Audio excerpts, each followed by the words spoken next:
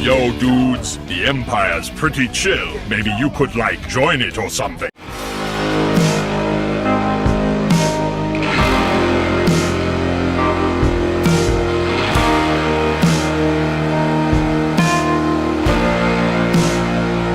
Hey everyone, Lucamus Prime here. So it is time for another review in the Batman film franchise today, guys. And today, I'm going to be reviewing what is the start of a brand new Batman franchise, which is a trilogy by one of my favourite directors of all time, Christopher Nolan. And this movie, guys, released in 2005, which I'm going to be reviewing, is none other than Batman Begins. So yeah, and I gotta say, guys, that I really love this movie, and it's absolutely a brilliant movie, guys, and it holds up really well in my opinion. And I used to at one point regard it as my third favourite Batman movie of all time, but rewatching it, I still think it's a great movie by all means, guys, but I've noticed a couple of issues with it in my opinion, and which is why I think there are some movies which are better, like of course The Dark Knight and Batman 1989 and the Batman from this year, and also Batman Returns. So yeah, but this movie in my opinion is still great, guys. So now, what is this movie about? So it's once again, like an origin story of Batman, of course, but retold this time by Christopher Nolan, and yeah. So here's how it goes. So, a young Bruce Wayne travels to the Far East, where he's trained in the martial arts by Henry Ducard, a member of a mysterious League of Shadows. When Ducard reveals the League's true purpose, the complete destruction of Gotham City, Wayne returns to Gotham intent on cleaning up the city without resorting to murder. With the help of Alfred, his loyal butler, and Lucius Fox, a tech expert at Wayne Enterprises, Batman is born.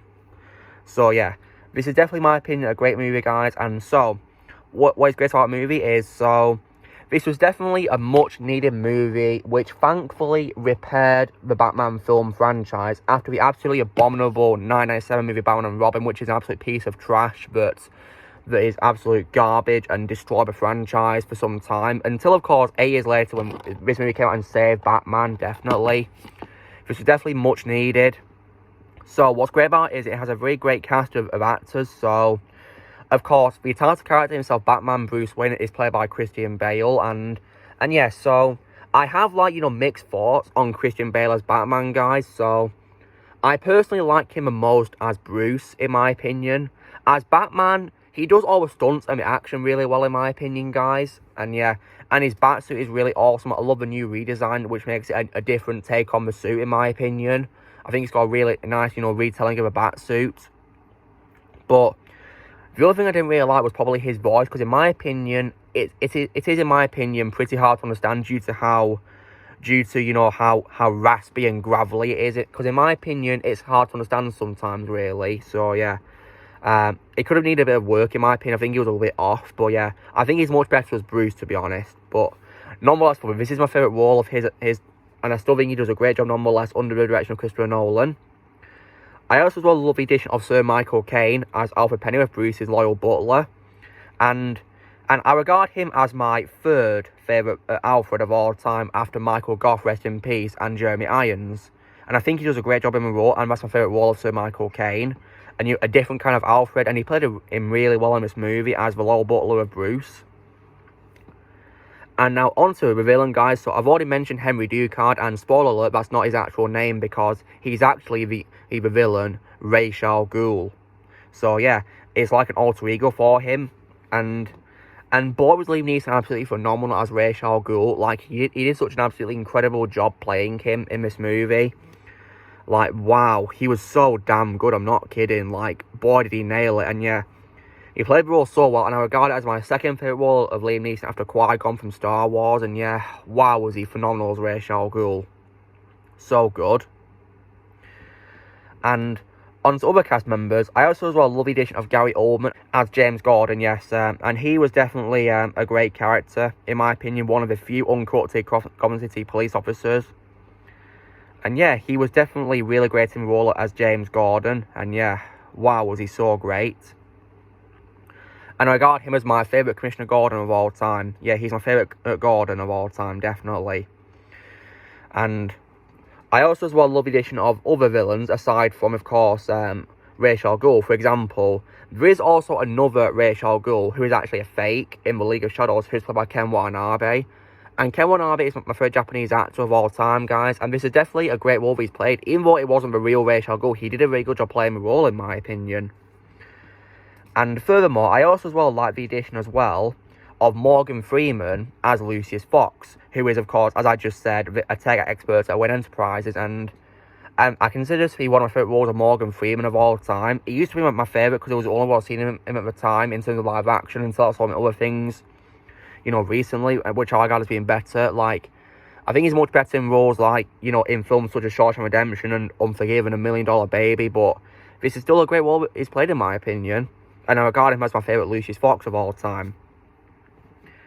In addition, guys, as well, in terms of other supporting cast members, we also got an appearance by Rutger Hauer, may rest in peace, my favourite Dutch actor of all time, as William Earl, who is, of course, the CEO of Wayne Enterprises, who has taken the company public in Bruce's absence. And he did a very good job playing the role, in my opinion. And I regard it as my second favourite role of Rutger after Roy Batty in Blade Runner. I also as well like the addition as well of Tom Wilkinson as Carmine Falcone. He played the role really well, in my opinion, and I think in terms of movies, I probably regard him as probably my second favourite Falcone of all time after John Turturro from The Batman from this year as well. I thought he played him really well. And also in terms of the commissioner of GCPD, I like the addition as well of Colin McFarlane as Gillian Loeb. I thought he played that role really well, in my opinion. And of course, when it comes to Wayne's killer George Hill, he was played by Richard Brake, and I thought he played the role really well, definitely.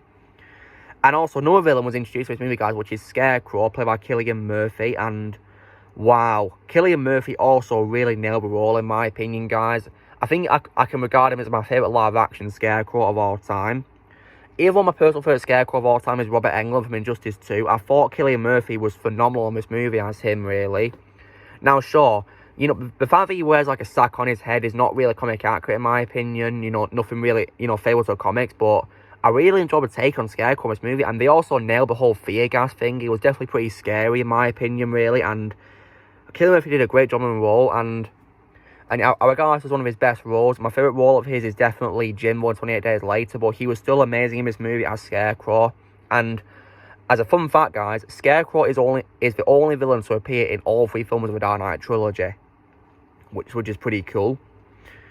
And also, other quality of what says, well, besides, you know, the cast, is also, I definitely really loved the tone of the movie, because I love how they gave it a much, you know, a tone which was realistic, which it kind of feels like Batman in modern day society, really, and I think that fared really well, in my opinion. For example, the new design of Gotham was definitely a big improvement compared to the Gotham for Batman Forever and Batman and Robin. It was definitely much better, and it also looked pretty realistic as well, and they included many iconic locations like Wayne Manor and Wayne Enterprises, and yeah, they did a very good job with that, in my opinion. And yeah, I really loved it, and the cinematography was also absolutely incredible for its time.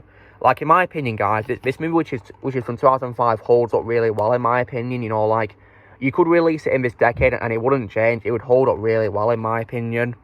Like, boy, was it amazing.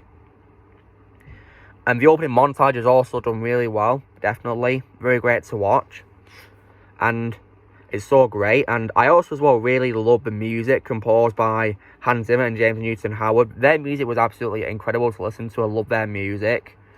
But there's so many great tracks. I mean, there's, of course, you know, the main theme as well, which was composed really well.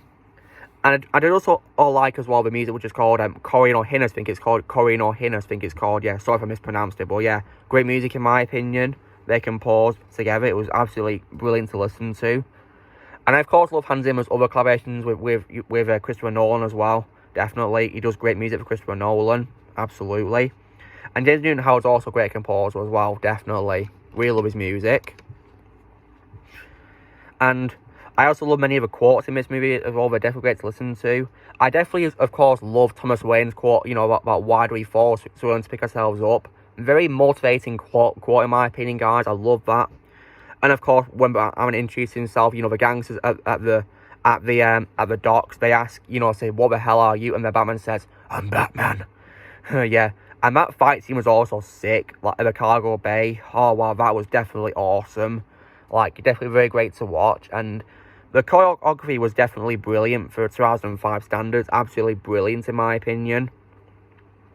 And I love how this movie brought up a dark tone, which was absent from Batman Forever and Batman and Robin. I love how it brought up a dark tone. I definitely love how they did that, because even though this movie is rated, of course, 12 in the UK, like Batman Forever is, it thankfully, however, is more darker than Batman Forever in my opinion. And it works really well to me, absolutely. And yeah, and Christopher Nolan did an absolutely phenomenal job directing this movie, guys. He certainly did. Yeah, he absolutely nailed it. And he's one of my favourite directors of all time, thanks to this movie. And also, I mean, I do, of course, prefer a sequel to this, but this is definitely, in my opinion, one of his best movies of all time, no doubt about it. And yeah, he does such an amazing job. And this movie also has lots of great themes. For example, themes of things like, you know, fear, justice, identity, and vigilantism. And it fits so well for this whole trilogy of Batman, in my opinion, definitely. Not just the movie, but the whole trilogy. It was done really well, in my opinion. And also, as well, the final commentation is also brilliant. Like, for example, the train fight is also really awesome to see, guys. Like, that was definitely very well done, in my opinion. I mean, definitely very epic to watch. Oh, but my favourite train fight of all time is of course, the train fight from Spider-Man 2, my favourite movie of all time. But this was definitely still a great contender, because it was definitely very well done for 2005. Really brilliant.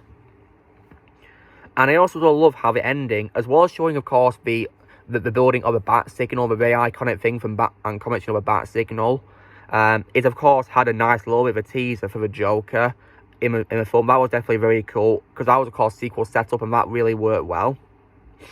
And yeah, that was done so well. Now, sure, this may not be the best Batman movie of all time, because now, guys, I regard it as in 5th place in my Batman ranking, of course, after The Dark Knight, 1989, The Batman from this year, and Returns. So, yeah. Now, on to my bad qualities with the movie. So, there is one character, guys, who I could not stand in this movie whatsoever, and that would have to be Rachel Dawes, played by Katie Holmes. Like, in my opinion, she was a miscast in this movie, because she sounded pretty bland and miserable most of the time, and, you know, like, not really feeling like she wanted to be there, really. She sounded pretty, you know, bland and miserable. It's like a similar issue I have with regards to Kate Bosworth as Lois in Superman Returns, really, because, you know, released after this, because both characters, you know, Lois and Rachel were both miserable nearly all the time, and that really annoyed me. Like, that was probably my main issue with the movie, to be honest. And rewatching the movie last night definitely made me not like her even more. Thankfully, in The Dark Knight, she was recasted with Maggie Gyllenhaal, in my opinion, giving a way better performance, so yeah. And sometimes, as well, I think in the movie, the camera does get a little bit shaky sometimes, but thankfully, in the sequel, it was toned down, which is good, so I'm glad the sequel improved on that. I've already mentioned as well, I wasn't really much a fan of Batman's gravelly voice. I feel like it was hard to understand sometimes, unless I listened carefully. So yeah. And which is why I do prefer Christian Bale more as Bruce over Batman. And also, even though I did love the villains of the movie, guys, you know, like, you know, Ra's al Ghul and Scarecrow, I feel they were quite underused because Ra's al Ghul, of course, appears in the opening in disguise as Henry Ducard, and then after Bruce saves him from the fall down the snow, you know, down the cliff, and then he leaves to return back to Gotham after hearing the plan to blow up the city. We don't see Ra's al Ghul again until, you know, way later into the movie, probably like, say, like an hour later into the movie, which is quite disappointing because he's supposed to be the main villain. And Scarecrow, on the other hand, also doesn't appear much either, because he does not appear until much later on into the movie either, which is quite disappointing, even though both Liam Neeson and Cillian Murphy still nailed it in their roles, in my opinion. And furthermore, as well, another villain that I feel was also quite wasted was Victor Zsasz, because he only appeared in 2 scenes, which was quite disappointing, really.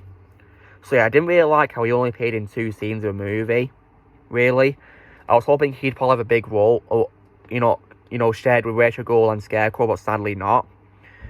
And this movie was also, as well, partly the reason why the villains of this movie being Scarecrow, Victor Zsasz, and also Two-Face, who appears in the sequel, and Ra's al Ghul and the Mad Hatter were absent from the show of the Batman due to the Bat embargo. So yeah, this movie was partly the reason why, because this movie, of course, had Scarecrow and Ra's al Ghul and Victor Zsasz. So yeah, Two-Face was actually going to appear in this movie in the early draft, but he was later saved for a sequel, which probably would have worked better, because, you know, because sometimes it's not a really good idea to overuse villains, really, because sometimes you can either end up underdeveloping or not giving much screen time, so yeah. So I'm glad they left him for a sequel. That, in my opinion, worked way better. So, yeah. All in all, guys, in my opinion, Batman Begins is still a great movie, and I love the movie very much. And, yeah, guys, my fifth Batman movie of all time. I definitely love a movie.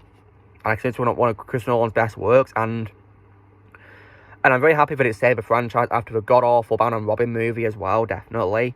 So, yeah. Now, if I was to rank this movie out of 10, guys, well, just like in my ranking that I did back in 2020, even though I've made it, you know, in 5th place instead of 3rd place now, after re-watches, I still, to this day, guys, rank Batman Begins a 9 out of 10. So that's how I'd rate it out of 10, guys, 9 out of 10. So, yeah, a great movie in my opinion, guys, absolutely brilliant nonetheless. Just a fair few nitpicks in my opinion, but still, in my opinion, it's a very good movie. You know what? And just great, definitely. And I definitely, you know, can't wait to review the next movie in his trilogy.